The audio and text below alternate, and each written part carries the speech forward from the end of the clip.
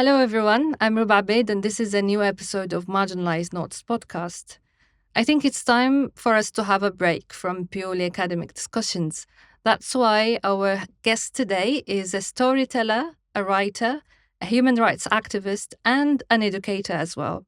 We'll have a very interesting conversation about activism, storytelling, reaffirming narratives, and Palestine, of course. Sobhi Khatib, very happy to have you today.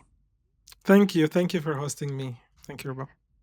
Well, I wanted to start with you have a very impressive CV. It was a very difficult mission to prepare for the interview. But of course, you start with defining yourself as a storyteller. So I wanted to know your story with storytelling.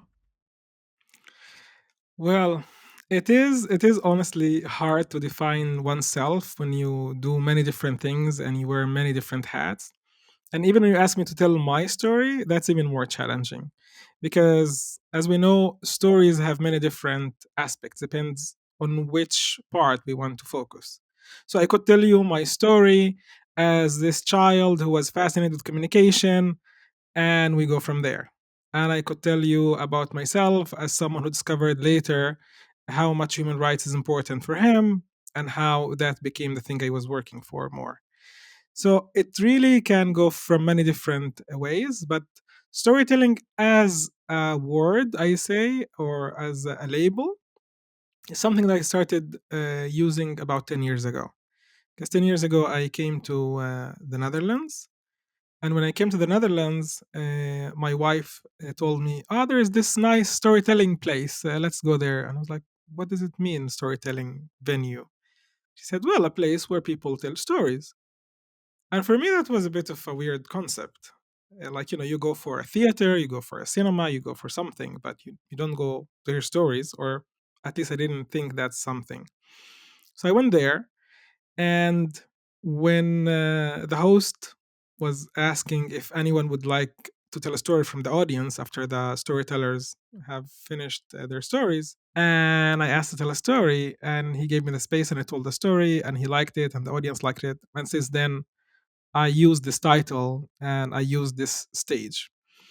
And I would say that's when I could put a name to what I was doing also earlier as a child, and even during my work in many different organizations. So this is, I would say, the story for the name of the storytelling or the title of it. Okay, so it's the story of the when you started claiming this title, but Yes, you have been a storyteller before that. I would say so. I would say, things really starts very early in life, and this is why I'm saying, like, once you know something, it's very easy to look back and reconstruct it. So one of the things, or one of the stories I remember, that would be my very first maybe activism, or my also very first about storytelling. So I remember that one time we learned at school in the fourth grade that smoking is harmful. And I was like, oh my God, my dad doesn't know. So I went back home, and I went to my dad's office, and he was having his cigarette. And I said, Dad, smoking is harmful. And my dad was like, who told you that? I said, well, the teacher told me that.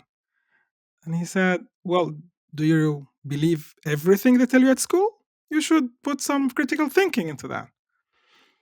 Which made me, for the first time, doubt what am I getting at school. So I went back to my teacher and asked her.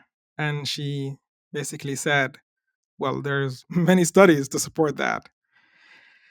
So I thought maybe the problem that people just don't know. So I gathered my classmates in our house, and we basically tried to have all of those kind of like campaigns and coloring things to say to people, don't smoke.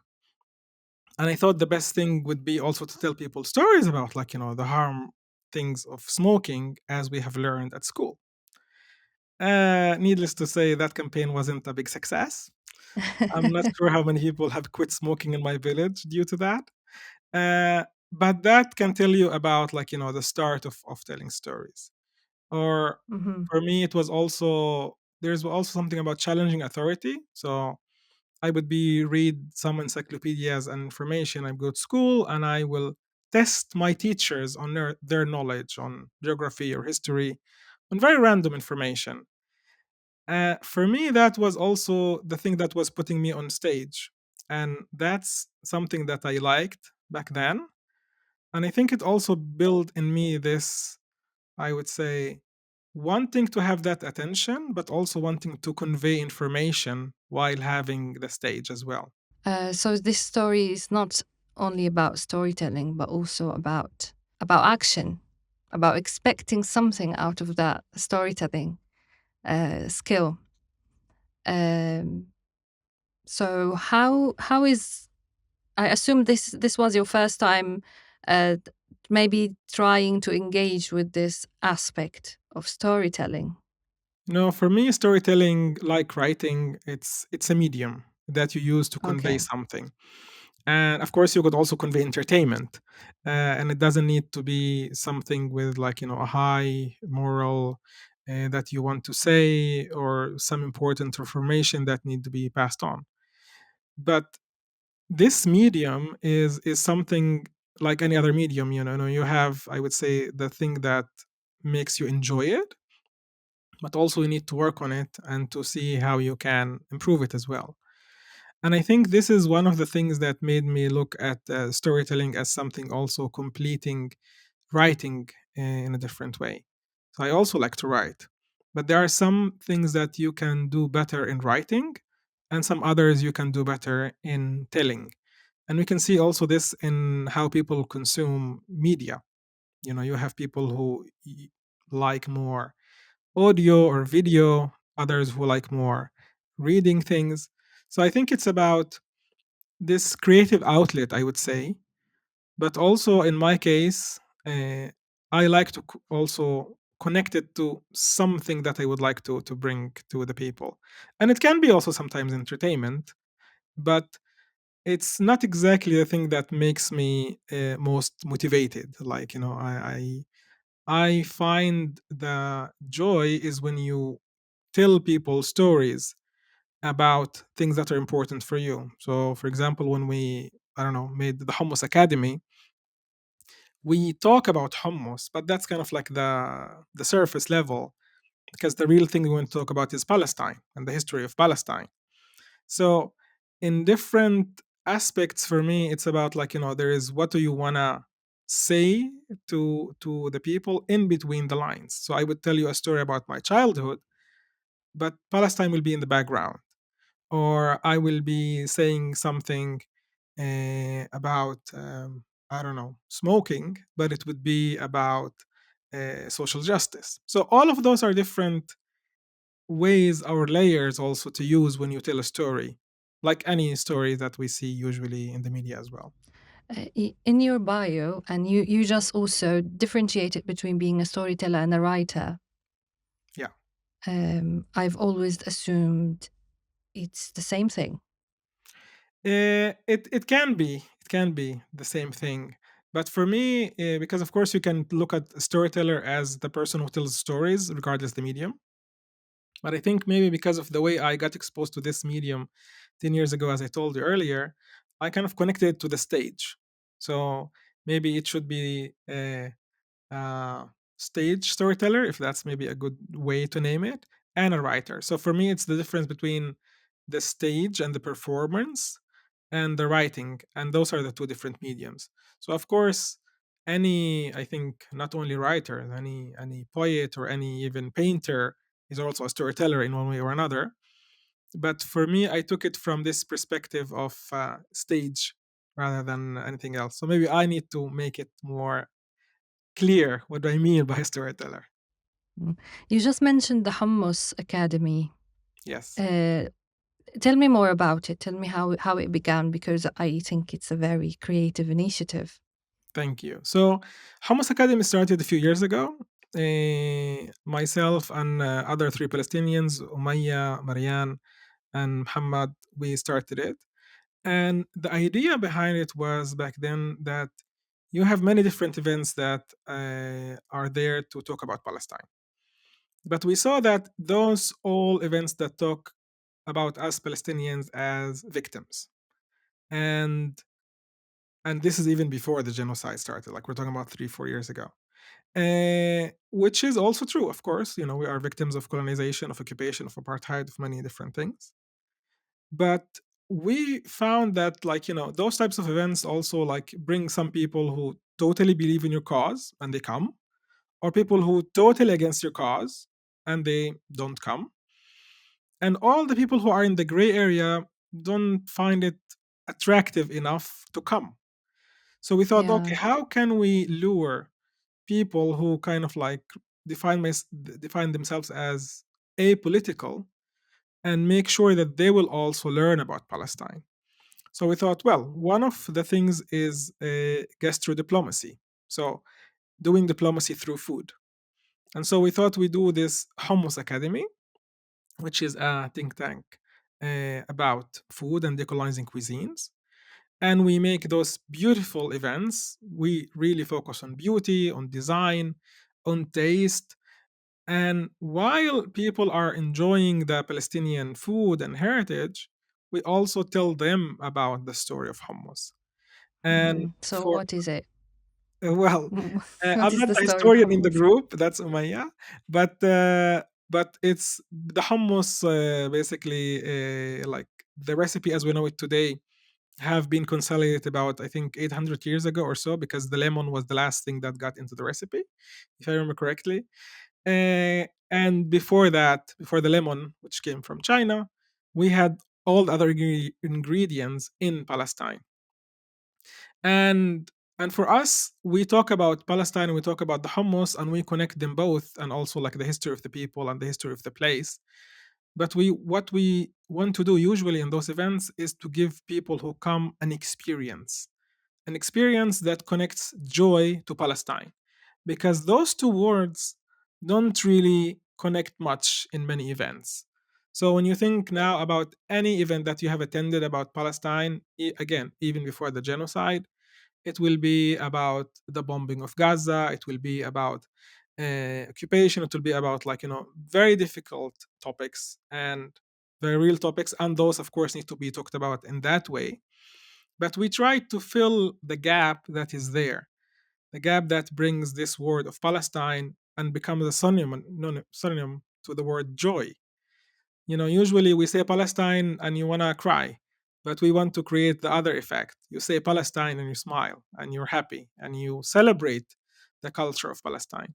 So this was the idea behind the Hummus Academy. And actually, the very first event we made was a big success, because few directors of museums in the Netherlands came, few also editors in chief of magazines on fashion and on other things came, but those people wouldn't have come if there was something in the title says Palestine. I see. So for us, it was a way to bring new people who are usually not the people who will go to any event that have the word Palestine in it, but they will go to events that have the word hummus in it. So Okay. that was our idea behind the Hummus Academy. Okay, but you just problematized crying when it comes to Palestine Not as really. a. No, no, no. As I said, the other events are important and they need to be there, and it's important to have them as well. I'm just saying, we as Palestinians, but also as people who want to advocate for anything that have anything to do with the human rights, we need to think about other people that we can also get into our camps. Like, I will give you another example, something that's not very connected to the Hummus Academy. When we go now to any protest that is about Palestine, I'm talking about Europe because I'm based in Amsterdam, you will find only Palestinians' flags in those protests. Maybe you will find Turkish, Moroccan, Arab flags as well. But you almost will never see the local country flag. Like, you will not go to the Mhm. US and you will see the Palestinian flag next to the American flag. And this is because we have, as Palestinians and as people who advocate for this, put ourselves against the power. We put ourselves in, like, so if politically, we put ourselves in the left and sometimes even radical left. And we don't want to have anyone who supports us who's not, like, fully for the freedoms of all the people, which is great. and that's a good thing. But we also make the mainstream people in all of those countries not very much in a place where they can support us. So if you look at the strategy of the Israelis on the other side, whenever you see an Israeli ambassador, they will be having the flag of their country and the flag of the host country. I almost never see that with Palestinian ambassadors, for example.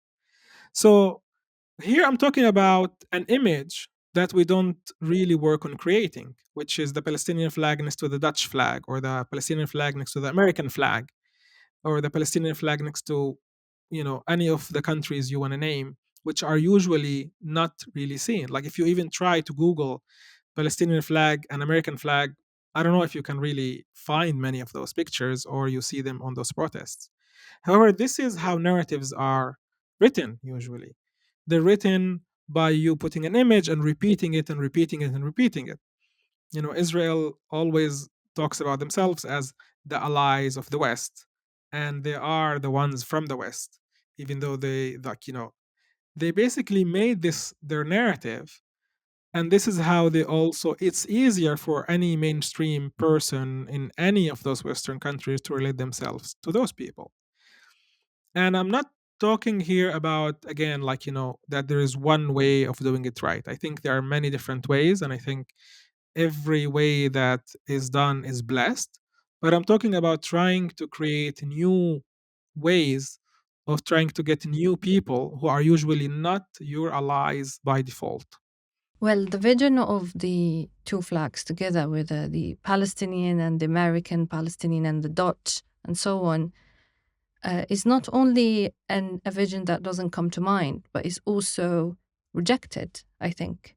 Yeah, yeah, of course. Uh, I'm sure like many Palestinians wouldn't even like it, or other people who are for Palestine might not like it neither. and most probably they have a very good reason for it, because these countries, because they look at these flags as representative of governments, and these governments are complicit in the genocide of Palestinian people. True, So true. such a vision wouldn't be very much welcomed.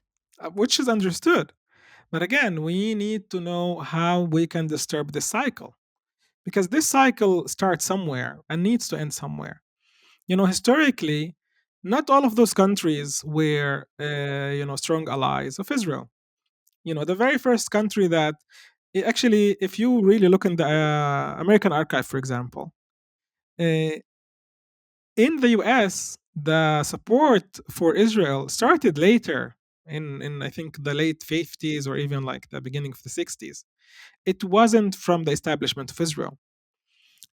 Or if you would look at other countries, because one of the things that I think we sometimes we look at it as in a very emotional place, which is again true and valid and need to be there.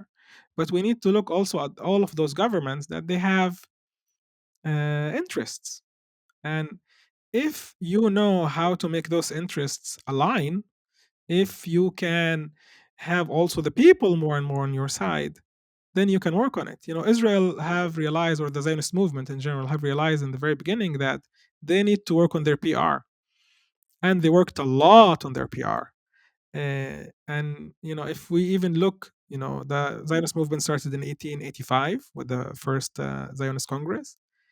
It took them other, well, I cannot really do the math very quickly now, but it took them until 1948 basically to occupy Palestine. During all that time, they were working a lot to achieve those collaborations with anyone. They tried to work even with the Nazis. They would try to work with the Ottoman Empire back then. They tried to work with the British. Whoever works is fine. They didn't really care who will be their ally, and all of those allies were also temporary allies. The very first country that recognized Israel was the Soviet Union, but Israel dismissed this ally as soon as they saw that it's weakening and better for them to get the US on their side, and many other examples. So I think we also, as Palestinians and in the Palestinian liberation movement, we need to think about creative ways and new ways to see how we can do it. Yes, many of those countries are complicit with the genocide, definitely, But supposedly in those countries, the flag of the country doesn't represent the current government of that country. And those governments could change. For example, like, we always complain about the Zionist lobby and IPAC, which rightfully Mhm. so. But are we creating an alternative? Do we have our own lobby which is trying to work on our interests in the US using the same tactics? I'm not even like saying, invent new tactics. Use the same. It doesn't. We have so much wealth in the Arab world, in resources, all kinds of resources, but we don't do the same steps. The book is there, you just implement it. And I think that's one of the things that where we need to go beyond, like, the complaining part. Because if you complain, okay, you know the world is not fair, true, there's not justice, yes, do something. And I believe that doing things starts with believing in a vision, having a story. And this is why for me storytelling is very important. Because if you don't have a narrative for the future, you will always cry on the past. And this is one of the things that I see with Palestine. We cry a lot over the past and the present, unfortunately, because there's a lot to cry on. It's a disaster. But what's our vision? If we will ask now a Palestinian, what's your vision for Palestine 50 years from now? I'm not sure how many answers you will get. Maybe some people will be like, liberated Palestine. Great. How does it look like? And this is something that I think we need and see it more with the stories, because stories makes narratives, and those narratives become realities, and those realities people will live them. So yeah, sorry, I'm just going on one long monologue here. No, thank you so much. Those were very interesting points indeed. I wanted to ask you, if I ask you to give me an example of a very good storytelling attempt that would truly, or that had truly challenged the powerful in an efficient way. Yeah, I cannot think now of something from the liberating place, but I can think about one of the most, I would say, famous sentences in the history. I have a dream. I Hmm. say this sentence and you already know the whole context. Hmm. You know, Martin Luther King didn't say, I have a hard history. I have a history of oppression. He didn't, of course, he talked about it in his speech, but it was about the dream, the vision, what he will see there. I have a dream of people, live. Like, I think when we look about that, that's really, the vision and the stories that are make some inspiration for people. you know if you think about, even, some political slogans, even though that I am definitely not a big supporter of Obama, but, he used, yes we can, and then it became, this big slogan. Because I think when you give people those stories, or those also, images for the future, they will go there. I'm trying, to dig deeper into, a story that became more of a story, and, that became reality later. Unfortunately, I can think only about, bad, bad, some evil, even, stories. But this is the power of stories as well. If you think also about the Zionists, we basically talk about some Europeans who decided that their story is this story of a homeland in Palestine, and they went for it. And that was a story, and the story became a reality for everyone. Now, it's something that you need to fight back to reclaim your own real story. Reclaiming your own story, especially as we've seen since the beginning of the recent phase of genocide of Palestinians, telling your story as a Palestinian isn't an easy mission at all. No, it's not. So I want to know, how is it different? What challenges do you face when you try to tell your story as a Palestinian in a European context? So, first of all, you need to start by debunking all the myths and all the stories that they already have from the Zionists. And that's the biggest problem because unlearning is usually the hardest thing that people can do. So there are, many different biases, but one of the biases that works a lot on people is that usually the first knowledge you get about something is the knowledge you think is the right one, and that's how it gets in your brain and it stays there. So if you know nothing, for example, about, I don't know, Nigeria, and I tell you something about it, that will kind of land as a fact. It will stay there. And if people will later try to challenge that fact, it will be harder to challenge it because it's just settled there as a fact. And so when we talk about, like, the Zionist PR machine, they have worked on so many levels to make sure that the first thing that anyone would hear about the Middle East would be from them. So the first challenge that faces me as a Palestinian is to go and start saying, wait a second, this story that you have is not correct. And then you try to do with facts. But of course, and this is the difference between storytelling and documenting, for example, facts alone don't work. You need emotion, you need relatability, you need feelings. So one of the things that, for example, I do sometimes when I do storytelling is to have people relate to me first as a person, and then we talk about Palestine. Because if you start with talking about facts, you're also putting yourself in a confrontational place where the person needs kind of like to take a position. And that's hard for any person. Imagine I just like come to you and say, "Hi, Ruba. What do you think about what's happening in I don't know in Turkey is not true. It's not correct." And we just like get into this pumping place. But if Mhm. I tell you, I don't know, I'm like you, someone who likes chocolate. I don't know if you like chocolate, but just assuming something. And we connect over this, like, chocolate liking. It's easier for us to discuss something. This is why also, for example, if we look at our confrontations with friends or and family versus our confrontation with strangers, we find it harder to confront our friends and family, and we need to land the facts in a very subtle way, or we want like to make things a bit nice before we go and confront. The same even with strangers that we just have established a little connection with. While if you don't know someone, and this is how we see it in comments online, for example, there is a lot of confrontation in a way that it doesn't create a dialogue, it doesn't create an opening. The person will not listen. And for me, that's what's important. If I really want to strive for a change in people's minds, I need to make sure that the opening is there, that they're willing to listen to me.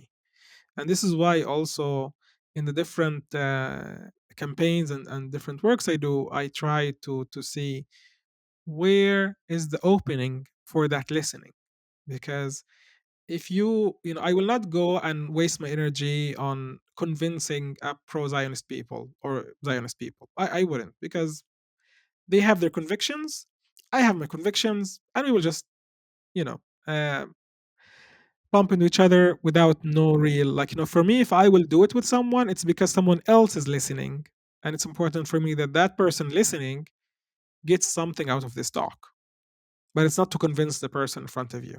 Well, this debunking lies approach and cultivating sympathy approach is already there in on social media, on official media, on the TV.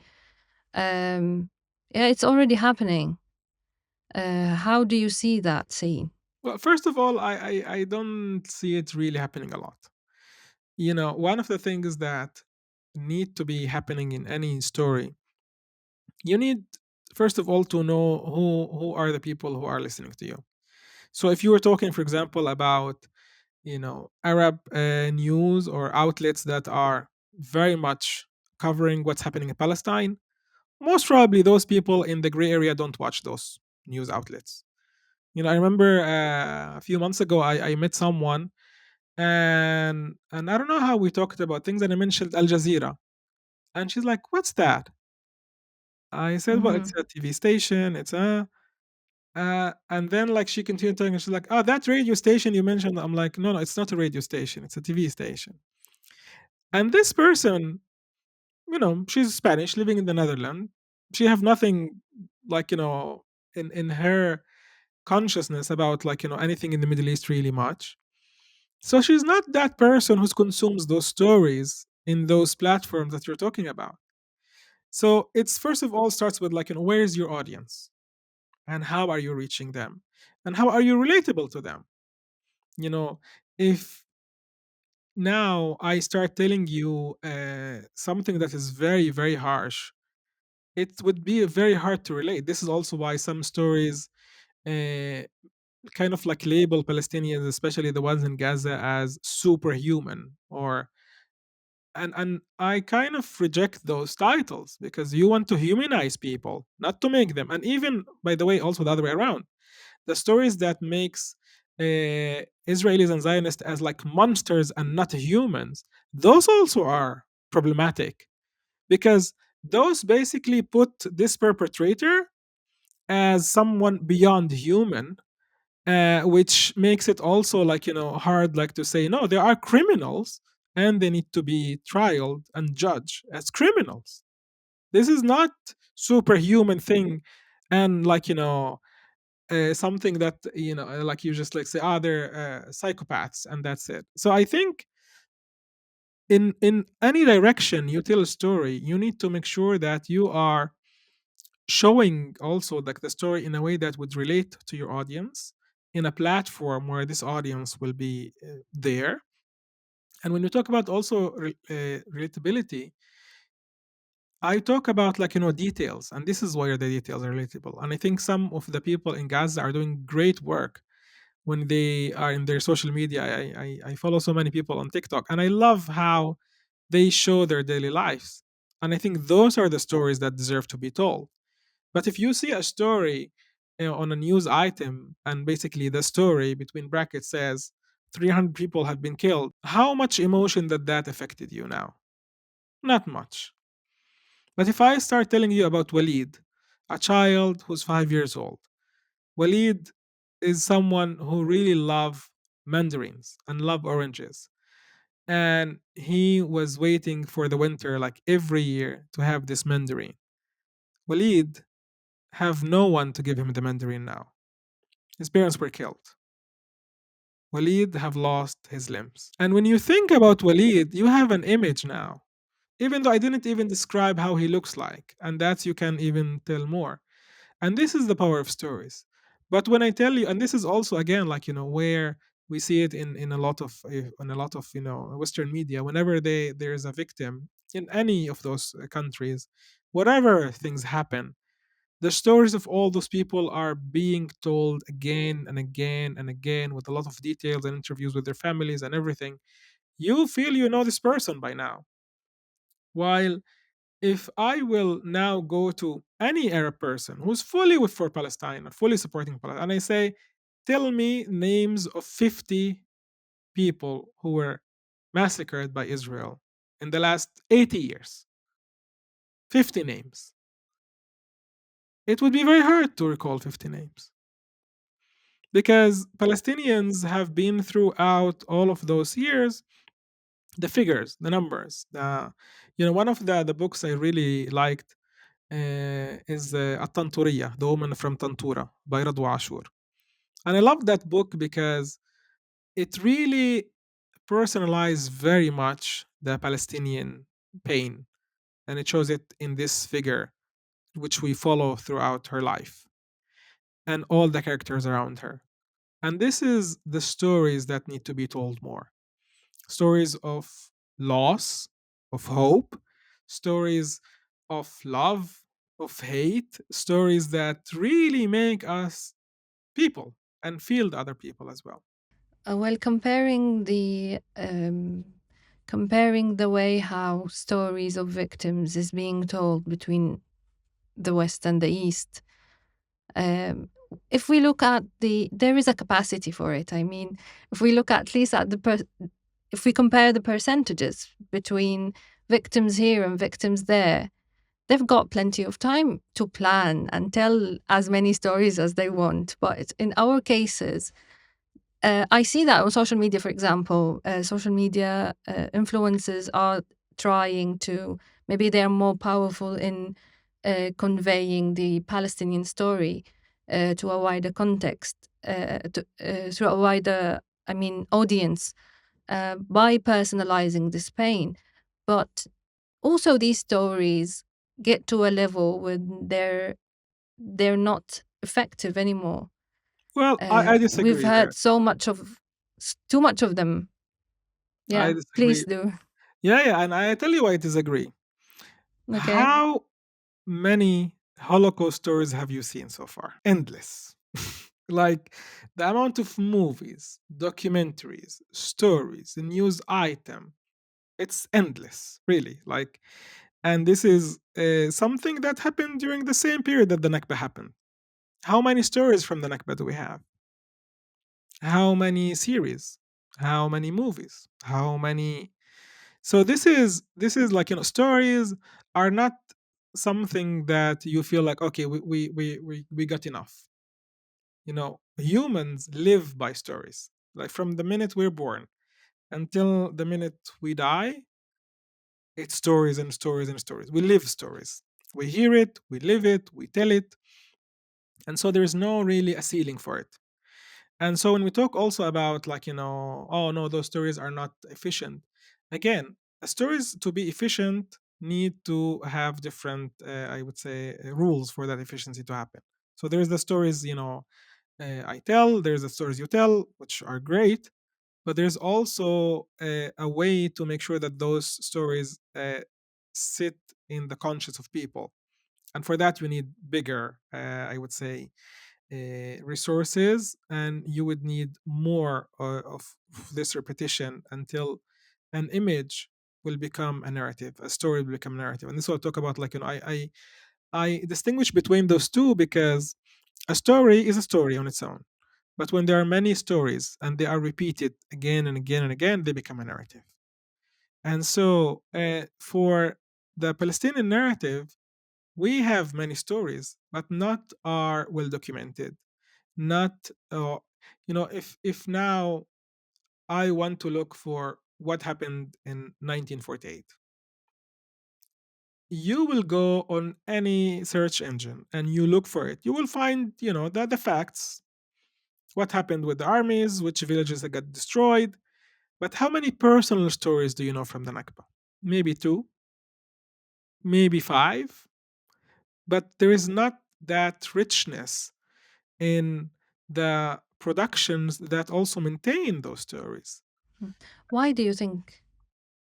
Well, first of all, because I think, there is something about documentation that we maybe didn't do a great job in maintaining it. Maybe also because we thought of the temporality of it, and also, of course, it's resources. You need resources to work on those things, and I think those resources usually have been used.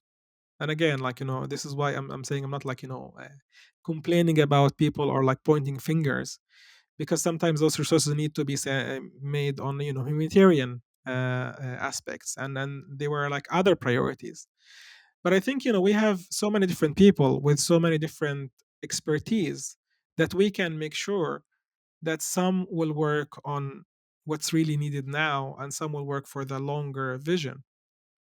And so I think also we need always to look at reality as a complex reality. And I think, whenever you think you're achieving a kind of like a milestone somewhere, you feel like, okay, I don't need to dig a lot in the past, let me just strive for this coming thing.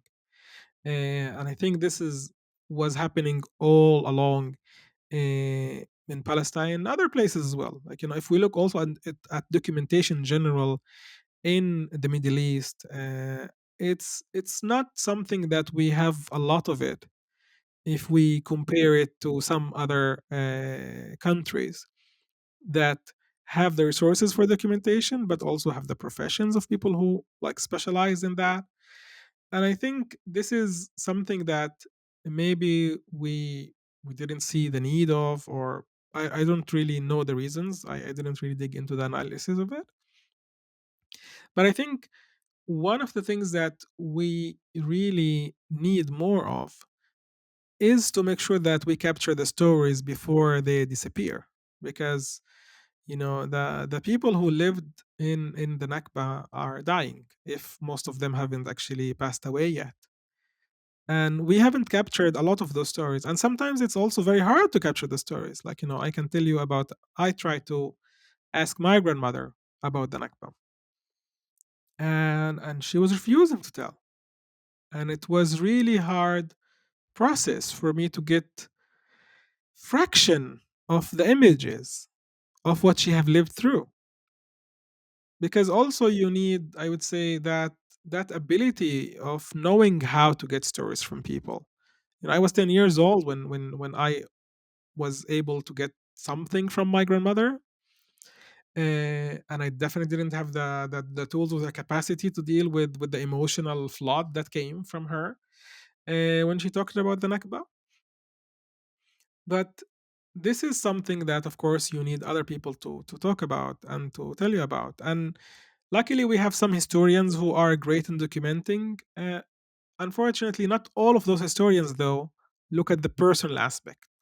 Many of them look at the facts and what happened in the meta level, and that's not relatable for many people. That those are not stories. Those are, yeah, this is documentation of history rather than telling personal stories. So, is it a problem of priority, a problem of prioritization, a training problem, or a lack of collective efforts problem, It's or all of it combined? I think Academic problem. the easiest maybe answer to say it's all of those combines and maybe more. Again, I'm not someone who knows or who have tried to analyze those things. I'm someone who's really more trying and working on how to create, like, things and solutions more than analyzing what happened before. Uh, and also, I always think it's always easy to judge people in the past. Oh, they didn't do this right. They didn't do that right. Yeah, it's easy now from my seat here to judge people. So I think, but rather than trying to go and dig why that didn't happen, we can start now. So 10 years from now, we don't look back and say, we should, we could, we. So I think for me, that would be the start. Now, now we start. And Uh, what do we do? and I would say each person from their place, they do what they can. So if you have grandparents who are still alive and they have lived through anything, not even the Nakba, I don't know if you're a Sudanese or Moroccan, you don't need maybe to go through the Nakba. Maybe it's less relatable to you. But just document your grandparents' stories. Ask them how their daily life was. What was it like to be a child 8 years ago? Those are things that you never know how those stories will be relatable to you now or in 5 years, in 10 years, 20 years. You don't have grandparents? Well, ask your parents. Try to see which things in the way they became the people who they are, what made them. One of the things that so I just went to the museum yesterday, and it was they have an exhibition about Kulthum and Fairuz, and and in the exhibition about Kulthum, there was, like, this part of interviews with people in Egypt and their memories with Kulthum. And one person talks about how he remembers this song because it was released like 1 week before his wedding. Another person talks about how he was in love with a person, and then that person left him, and he connects that to some song that he heard back then. Those are stories, and those are valuable stories. And those stories, maybe when they were recorded, they felt like nonsense. Why this is even important? But when those stories will be told 50 years from now, 100 years from now, people will understand a little bit better. What does it mean? Who is this person Kulthum was to those people who lived in her era?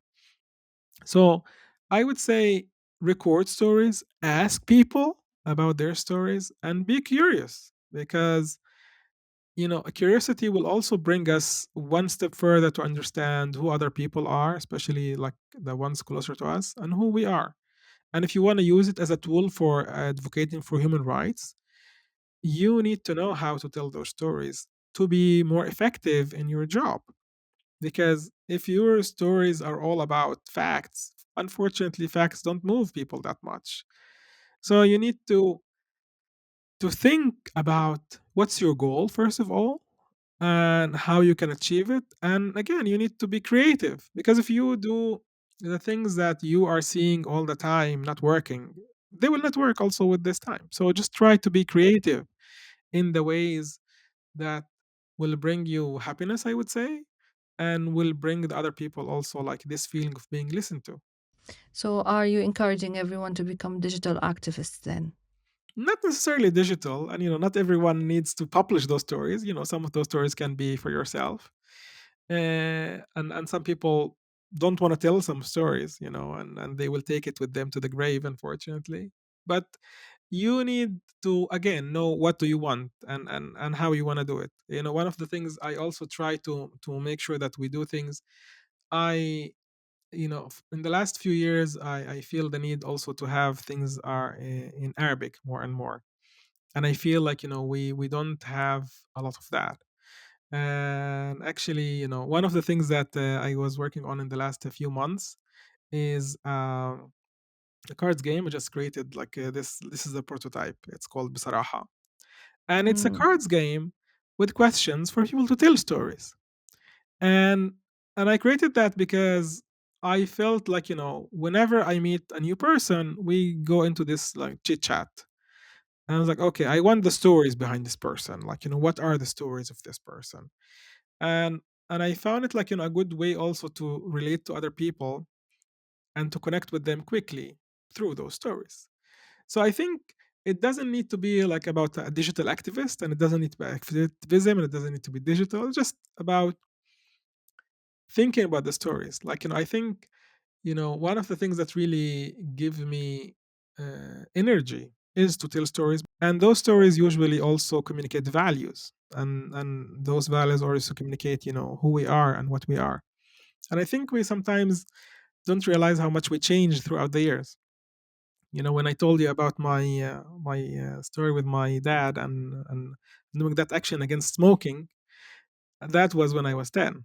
But then when I was 18, I created a blog to encourage people to smoke. wow, impressive. Because yeah, I wanted to be the voice of the voiceless. Everyone was about like yoga and eating healthing, and I thought, what about smokers? And I was a smoker, and I thought I want to do something about it. So the blog was to write about many different topics while whatever I'm smoking, like is there. And when it's done, I finish the post, and in those posts I would talk about social and economical and whatever topics that need to be talked about, using the cigarette as kind of like the hanger. Uh, and so, from non-smoking activist to a smoker advocate, it's about like those like I don't know 8 years or so. It's also like reflect the change that happens sometimes in us, and in the way that we want also to get that thing out of us to share with other people as well. And I think this is what I would like to encourage people to do, mostly to share whatever you're passionate about, whatever you were standing for, if it's smoking or against smoking or any other topic. Because I think you know there is a lot of things to be said and told and done. So let's do it. Well, we've been talking about cultivating communication, documentation, um, telling our stories to each other. How would this, especially amongst, since we're talking about victimized groups, doing this activity amongst each other, how would it help in reclaiming the narrative? How would it help in building an accumulative experience that would, as you reflected on the Zionist experience, for example, in building a narrative? What do you think? Well, I think we always need to know why we're doing things and for whom. So If we want to tell stories in the community to connect people, that's one aspect. And that's also like, something that need to have that intention in mind.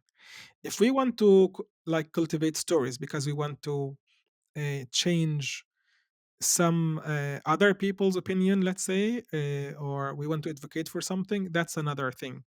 And in that thing, we need different tools, we need different ways, we need different things that speak to those people.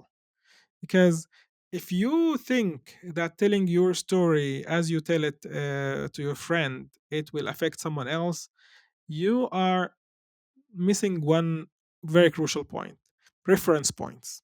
Reference points of people are different. The histories as we learn it even are different. If you say Salah ad-Din for someone from the Middle East, they will be like, wow, Salah ad-Din. If you say the Salah ad-Din in Europe, like, oh, Salah ad-Din, because they have Hmm. learned about him differently. If you look at the reference points, the reference point for a Palestinian is the Nakba. The reference point of a European is the Holocaust or the World War II. So you need to think what are the reference points of people, and to see, if that your goal, the advocacy part. So if we go, community within communities, it's about connection. If it's outside the community, it's about advocacy. But it's also like, we need to think about the third level, and the third level is kind of like in the middle between both. That's about your narrative, and the narrative that you want to build, and the vision you want to create. And for that, you need again a different set of tools, because that's not the same way you tell stories that have happened. It's about stories that you want them to happen, you want them to be created. And here I think, one of the people who, for example, work on that, Sleiman Abu Sitte, a Palestinian historian. He's also kind of like looking, how do we recreate Palestine? How can we implement the return of the refugees? And I love that thinking. He's like, refugees are going back. Where and how? And how do we build those cities? And how do we make that happen? And I think those are the important efforts when we talk about, like, the third one about creating narratives. Because if you have those three ways of working on stories and narratives and connection, then it's a way to heal community from within, to work on the change that will elevate the conditions of this community from the outside. And the narrative is to communicate to the world and to yourself what's your vision of what you want to be coming next. Sobhi, you teach a course titled Resistance, Power, and Movement, right? Yes. Yes. I wanted to know how would teaching, I wanted to know how does it look like teaching such a course in being a Palestinian, teaching such a course to a diverse group of students in a university in Europe. What do you do? What do you teach? How is it going? What are you trying to teach your students? Yeah. Well, so I taught different courses at the university.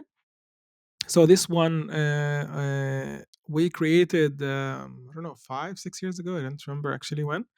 And this was about talking about, like, to students how they can become activists.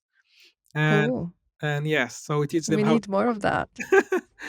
And it's really good because they learn about the history of activism, but they also learn about, like, practical tools about activism, and they learn about different struggles in Latin America, in Palestine, in Europe, and in many different places. And in those courses, we basically try to give them all the different things that they need, and also to understand when to use digital tools, when to use civil disobedience, how to act when you get arrested, how to do encampment. So all of those things, that some are practical and hands-on, some are a bit more philosophical. I think this is, like, one of the courses that talks about, like, resistant movements and power, also to understand, like, power relations and power dynamics, and what do we mean by, struggle and activism, and what do we resist for, and how to work on it. But, like, when in other courses, for example, when I let's say teach about diversity and inclusion, which I also is something I teach on, I always, like, go back to history, and I talk about colonialism, and when did colonialism started. And I always, like, say, 1492 is when colonialism started, when Columbus reached the Americas. And of course, like, have people in the room from different places in the world. Like, yeah, but wasn't colonialism, I don't know, the Islamic empire or the Chinese or, and I'm like, well, not really, because those empires included those people within those borders and they became part of it. But the Europeans, when they colonized, they basically took the resources, eliminated the people, and they created this unbalance of power and of habit. It was a new thing to do that in that way. And then talk about, like, all the long history of colonialism. And funnily enough, whenever I want to give this course as a workshop for companies outside the university, they're like, can we just drop the history part? Like, why do we need to talk about history? Just like have hands-on things. Like, yeah, but you cannot talk about the present without talking about the history. Like, how did we arrive here? You need the history. And then also, like, when you tell people some facts or some things, they're like, oh, really?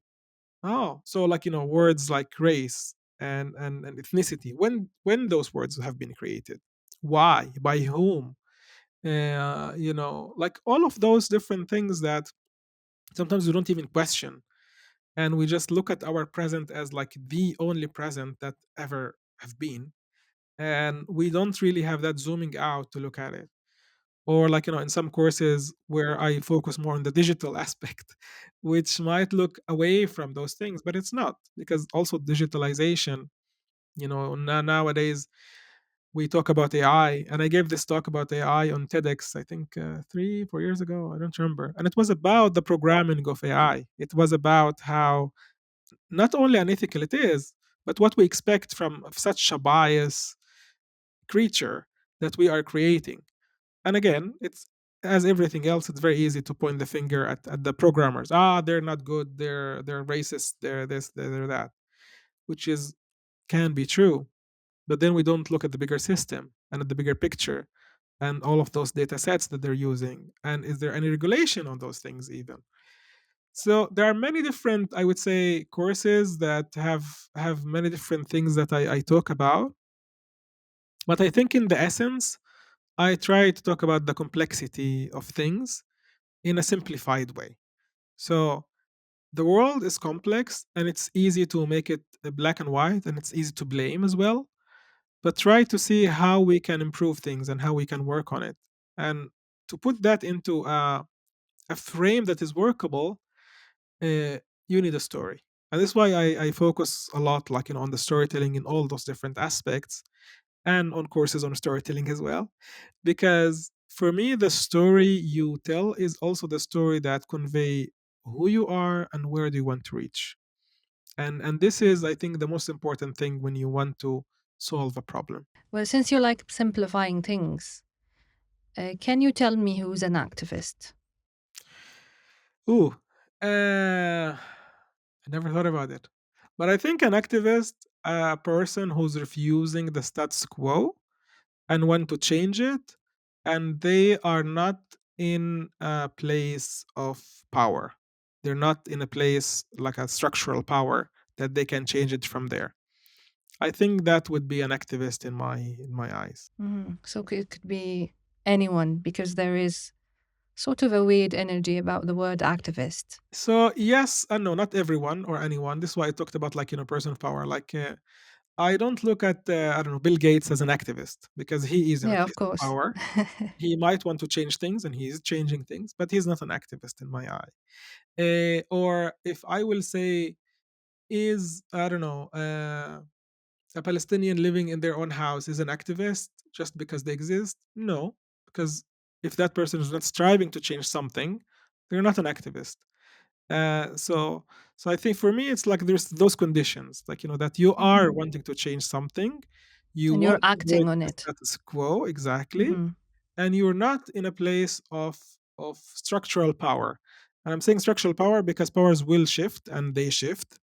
So when you did the thing, you were not in a place of power, but then you became, and you could become in a place of power, but then you stop being an activist because you got a different power.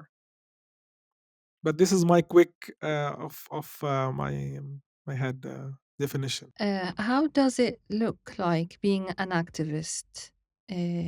in today's political world if we compare between maybe Europe and our region from your own perspective, since you lived in both uh, areas and you've been an activist in both areas as well.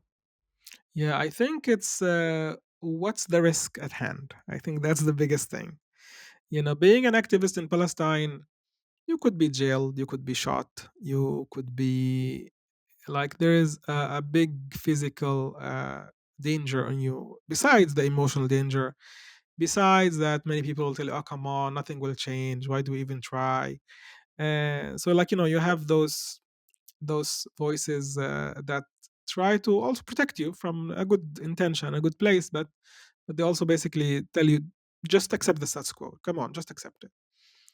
While in Europe, I might be harassed, things can happen, but they don't reach a place where I think I will be shot or I will be, I don't know, like in a big danger physically.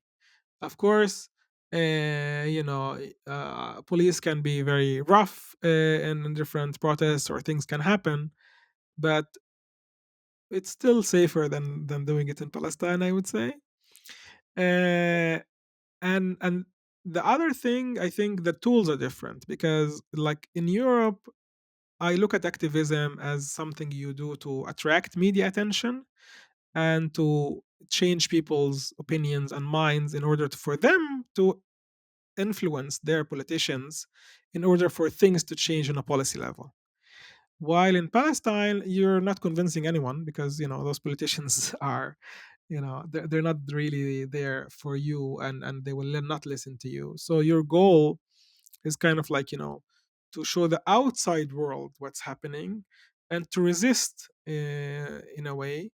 And this is why sometimes also the activism in Palestine is sometimes mostly very reactive. So you react to something that is happening or about to happen to you. While here, there is the space to be proactive before something is about to happen, because, first of all, it's not immediate, so you can plan it in ahead.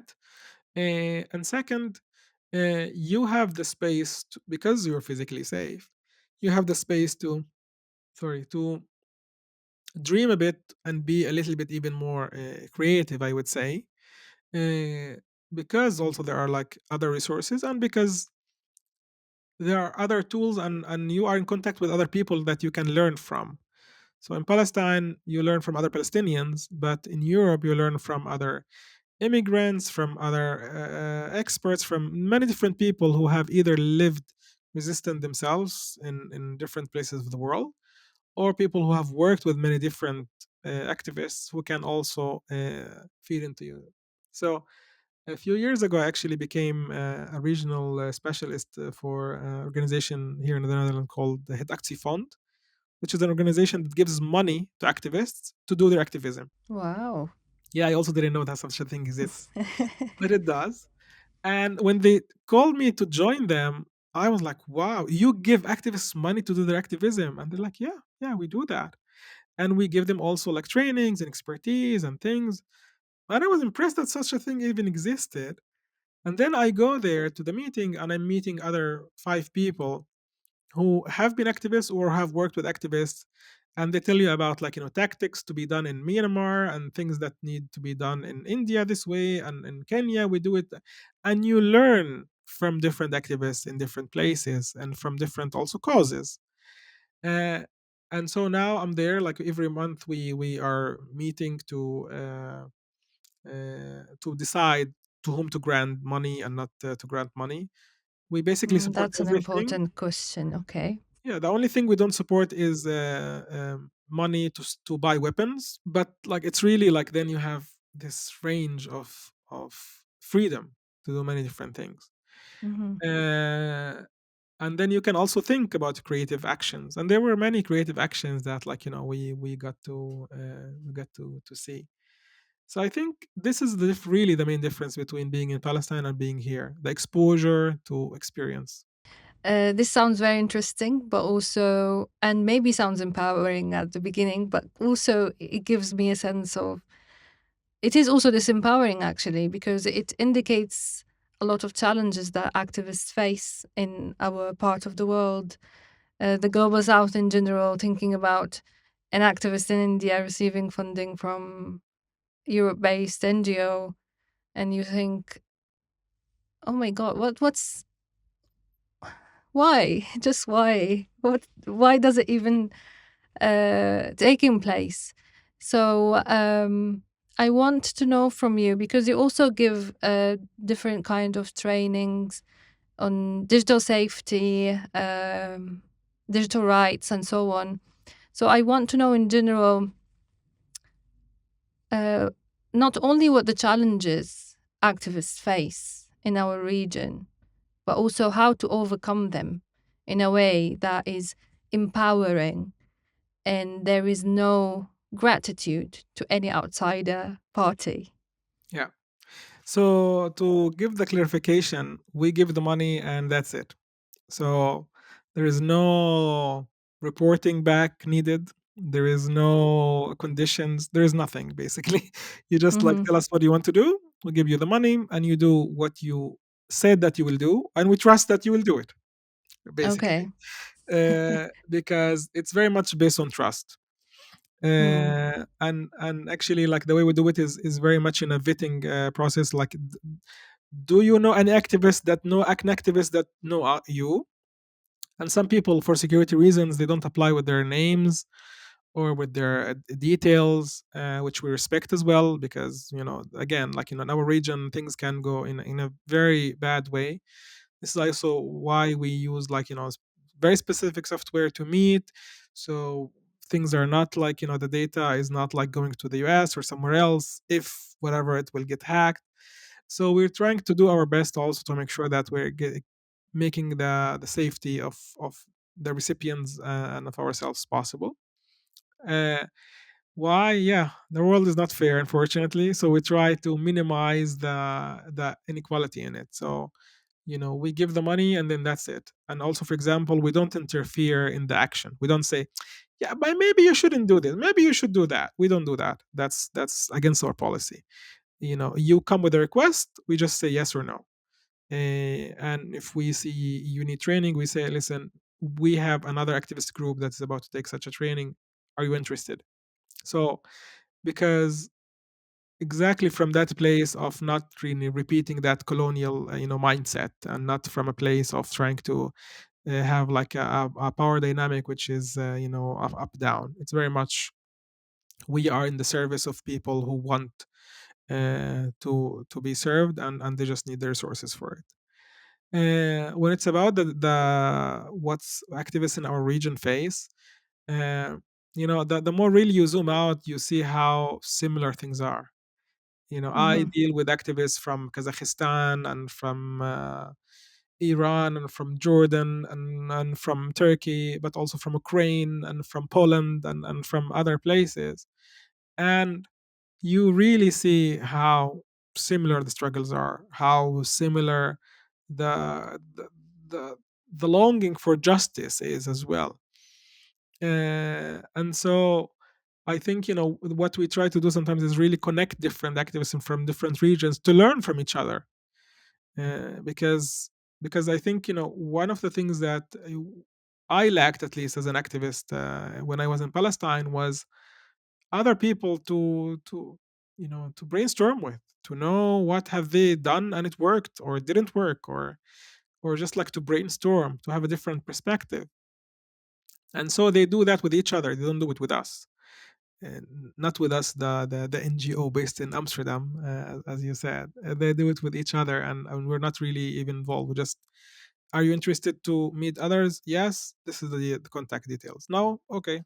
No worries. So this is where it comes from. So I think it can be something that we can also nurture when it comes to connections. And I think connection is something that can bring a lot of value to anyone who's working activism. Also, when you see successes of other people who work on a cause similar to yours, you feel like motivated, you feel energized, you feel more also like, yes, I can see the light at the end of the tunnel. It's not just very dark, and I'm just like fighting windmills. Hmm. Can you tell me about your work with Hamle? because I think a big part of it is about awareness, digital awareness, digital rights. Yeah, Hamli is, I think, now is about 11, 12 years old organization. And it's an organization that started with the idea that social media is becoming more prominent, and there is no organization in Palestine working on it. So Hamli, when it started, it had this vision of trying to educate people on social media and what's happening in social media, but also monitoring that space and the surveillance and the security and so on. And the mandate of Hamli have changed a little bit, like throughout the years. Now, Hamli is very much not only trying to monitor and educate, but also to affect and advocate with the big tech. So, in the last few years, it worked with Twitter when it was Twitter before Elon Musk. It worked with Meta on trying to change their policies. It worked with Microsoft, and it even got this title from the UN to be like a special advisor on advocating for digital rights as well, and with many different organizations. And sometimes it was also about creating the meeting. So in a couple of times, Hamle have brought someone from Meta, back then Facebook, to Berzet University, and then people were there to ask Facebook. And of course, the person from Facebook didn't come back because he felt very attacked. But it was also good to have those things happening. And sometimes the effect of Hamli work can really be seen also in documentation, and how this documentation can be used later on by different repertoires who work on the Middle East and on digital rights. And I think because Hamli is working on so many different layers, it's sometimes hard to put it in one bucket, because they try to educate. One of the things I worked when I wasn't even in the board, I was working on giving workshops on online gender-based violence. And Mhm. when they told me to design the workshops, I was like, oh, okay, let me see. Maybe I can see something that other people have created before me. And no, it wasn't like when I looked for it, it didn't exist even. So for me, Hamli was even a pioneer in some things, because when you talk about a topic, no one have even done it in a workshop yet. You're being a pioneer in creating those things that will be teaching other people things that they will become also the pioneers in spreading it. And so in that workshop, I was working with people who are very much into tech, but they don't know anything about gender, and people who know a lot about gender but have no idea about tech. And that meeting on itself, and bringing those people together, and trying to work with them on also knowledge sharing, but also training them on different aspects, was interesting. It was very interesting also to see the transformation of how people start using a specific terminology about things and how they look at it. And and I see Hamle's work also with journalists, or with activists, and with many different uh, people, is to educate a lot on what you can do in this digital space. So I think Hamle is doing a great work in that regard. So that's very interesting. Um, so I wanted to ask you, what advice would you give to storytellers and activists who want to foster change in the world, and specifically in our region, where where the as you said before, activism is sort of reactive, reactionary, a bit primitive, if I may say, very classic form of activism. There is distance between the maybe the access of activists to different sources of knowledge, to whatever case they're advocating for. Academia doesn't have much uh, to get involved in the public sphere. So in light of the the very long discussion we had. What advice would you give to storytellers and activists? I would say know yourself, in the sense what energizes you, what drains you, what things that make you feel that you're making a change. Surround yourself by people who are very much looking in the same direction as you. So the first step is to get the internal support. The second one is to get the external support. And the third thing I would say, try to look into the different stories of yourself and the people surrounding you to see how those can create connections between them, between you and them, and between them and the people who might be able to serve them in one way or another. I think the way that if we work on those conditions, we also taking care of ourselves and of other people as well, and we try to reach together a better future. It will be a long, long way, and change is a very, very, very slow process. So you need really that patience and that knowledge of what can charge you with and Mhm. know also when to take rest, when to step back, when to be able to say, okay, and now it's maybe too much. So I think it's about the internal resilient and the external resilient and the connection with people. What are the main skills that you think Arab activists and storytellers need to develop or focus on? I would say anything marketing related, because when you understand the marketing Mm, mindset, that's how you really go to the next level of storytelling. Because mm, if you look at, like, if you look at any advertisement, a good advertisement, it's so short, but it's conveying such a strong message in such a short time. And if you can do things in those little small time frames, you can do things in a bigger frame. So try to have any marketing skills, and that could be in the digital, in the written, in copyright, in whatever, because that's also will give you that, I would say, advantage on how you think. And also, marketing is usually a place where they try to try new things, experiment with things. Experiment, it's activism, so mhm. try. So Yeah, even I if would you hate it. Yeah, yeah. That's why I'm saying, like, that's the skills. Don't work in Yeah. marketing. We need you in activism.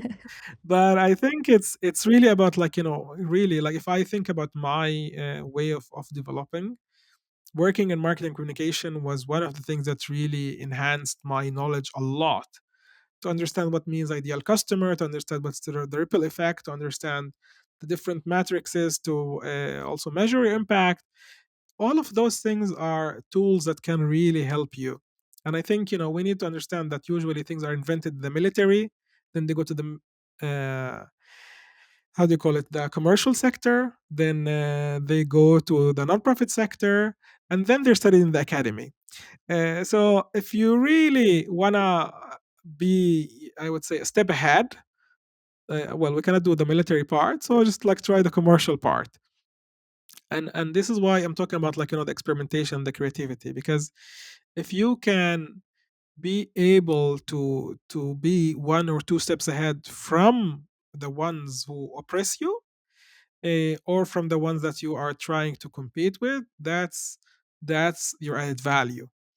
And I think we need to look a lot into that, because if you just do what others have already done, you will not get the same effect, because it have already been done. So you need to be more creative. Well, But how to yes. no, I Did wanted you to just want say, but just yeah. but look at the essence of it as well. Like, the essence is Mhm. important, and the why question is super important. Why are you doing this? What's your goal? That's Keep that always there. Well, the virtual world or the lords of the virtual worlds are also becoming oppressors themselves, especially when it comes to addressing our Of course. uh, stories from the region, and especially when it has to do with Palestine. So, how should we face such challenges, or is it even possible? You know, you would always need to basically go around the algorithm, always. And this is why I'm saying, like, you need to be like a step or two steps ahead of that commercial thing. Because so now, algorithms can identify things that are said, in a specific way, or written in a specific way. But if you want to bypass it, you can just change the way you say it or change the way you write it. And you see this a lot in posts about Gaza or Palestine and how they put dots or put it in different letters, or do it like in many different ways. And those are just like, there will be always ways to bypass whatever is there, and that things will also continue being advanced. So you just, it will always be this competition of like, how we can bypass it. The other thing I think is like, think about like, what are you trying to reach and whom.